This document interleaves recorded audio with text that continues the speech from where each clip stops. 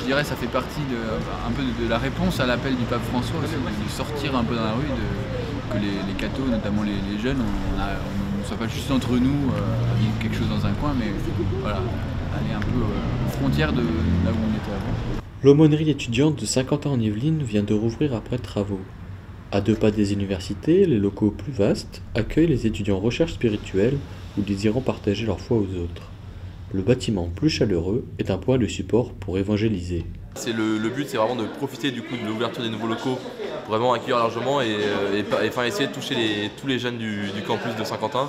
Parce qu'on est, il y a je crois 18 000 étudiants à peu près, leur faire connaître un peu du coup l'aumônerie et après les attirer par le biais ou par exemple on sert des repas, de prendre un café.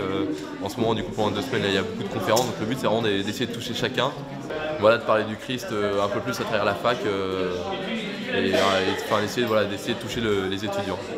Qu'est-ce qui m'a plu? Moi, je pense que c'est l'accueil surtout. Parce que c'est vrai qu'on arrive, c'est hyper simple, on est hyper bien accueillis.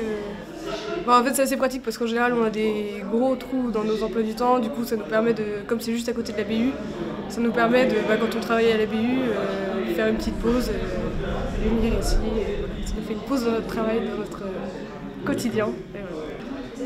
Il semble que la vie chrétienne des étudiants soit importante, oui, en termes d'évangélisation, parce que vers la fin des études et l'entrée dans la vie professionnelle, eh bien, il arrive fréquemment que les étudiants perdent le pied de la foi. Il y a beaucoup de changements de repères, ils ne sont plus chez leurs parents pour la plupart, mais en colocation ou tout seuls.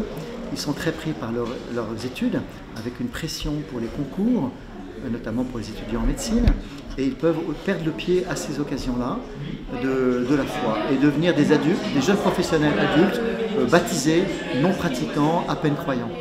Donc il y a un enjeu à ce que pendant les années d'études, leur foi soit cultivée et même qu'elle puisse grandir. Finalement, en ville nouvelle, on constate, si on veut rejoindre les jeunes, qu'ils sont la plupart habitant dehors de la ville nouvelle. Et donc c'est sur le temps du déjeuner qu'ils sont disponibles et heureux d'avoir un lieu chaud, convivial, où être accueillis. Ensuite, je dirais que notre préoccupation est de leur donner de vrais projets pour les faire avancer dans leur foi. Qu'ils soient des non-croyants ou qu'ils soient des jeunes bien intégrés dans leur église, dans leur paroisse, etc. L'idée, c'est de leur permettre de rencontrer le Christ à travers la formation, à travers d'autres jeunes chrétiens, et aussi de devenir missionnaires. C'est vraiment ce qu'on a à cœur parce qu'on pense beaucoup à tous ces jeunes qui ne connaissent pas le Christ.